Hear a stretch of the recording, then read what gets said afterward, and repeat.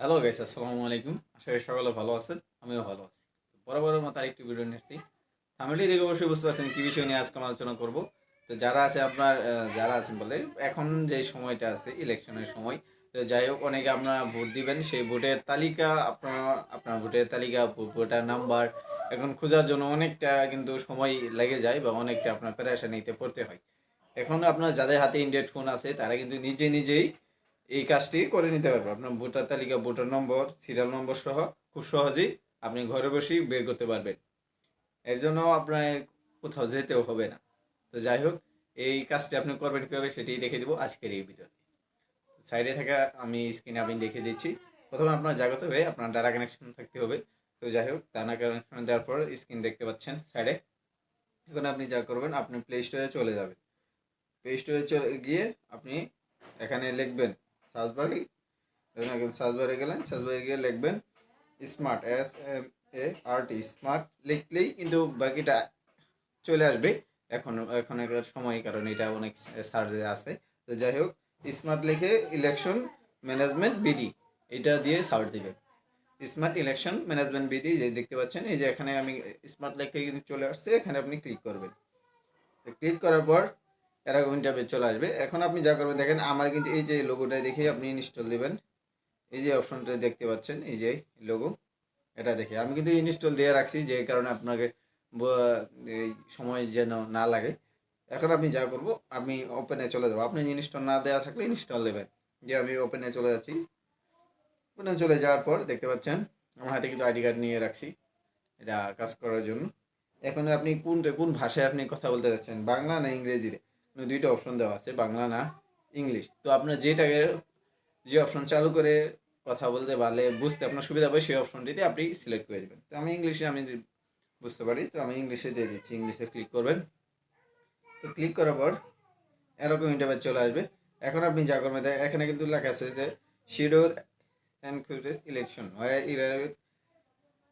30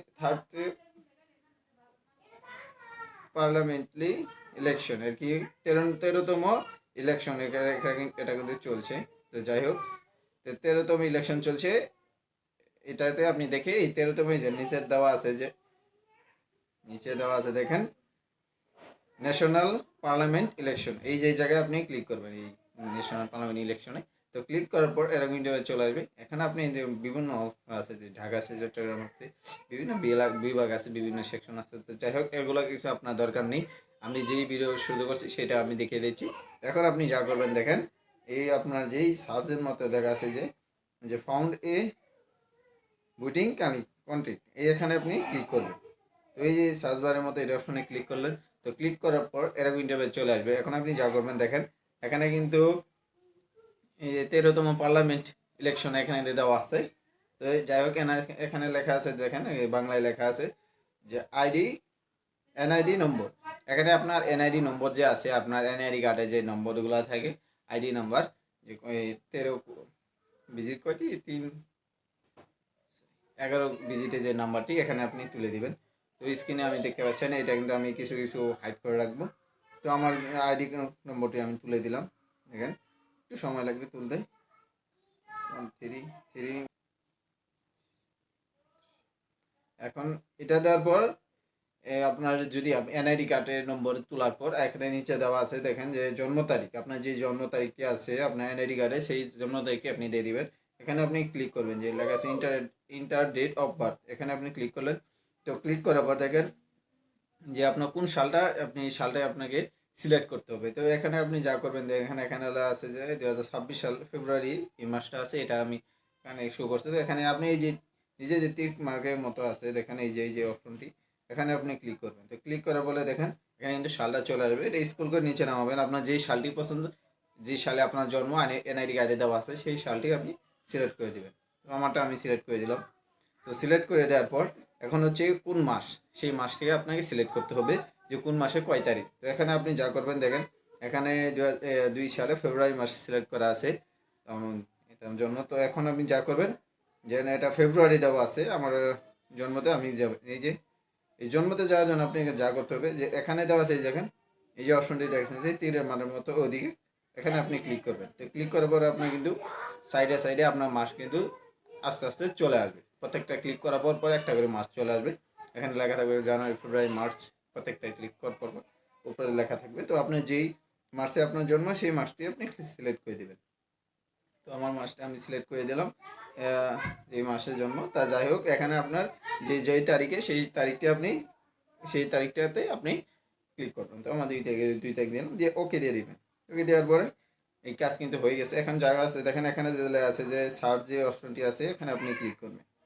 তো ক্লিক করার পর দেখতে পাচ্ছেন সাইডে এলে এখনো পুরো কিন্তু আমার যে এখানে দেওয়া আছে দেখেন ইউর ভোটার নম্বর, আমি কিন্তু কিছু কিছু হাইড করে রাখছি, সম্পূর্ণ কিন্তু দেখা যাবে না।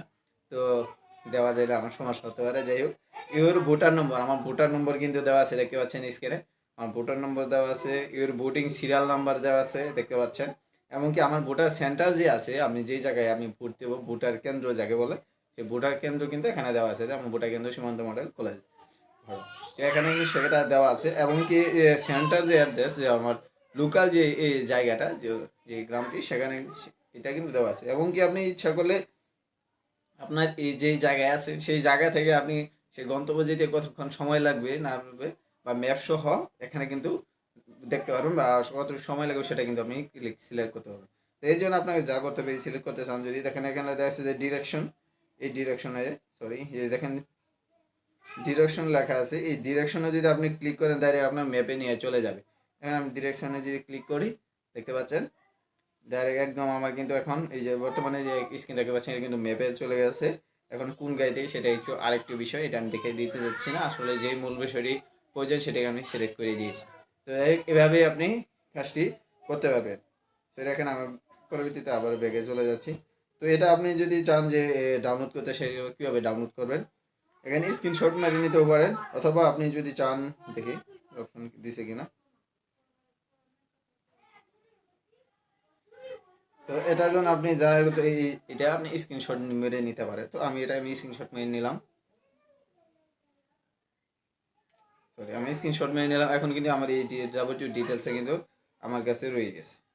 তো যাই হোক, এভাবে আপনি কাজটি করতে স্ক্রিনশট মারতে পারেন, বা আপনি লিখে নিতেও পারেন, মনে করেও রাখতে পারেন। এভাবে আপনি যে আর কাজটি সম্পূর্ণ অল্প সময়ের মধ্যে অন্য ওই জায়গায় যে এত ঝামেলা করা ছাড়া সহজে বের করতে পারবে।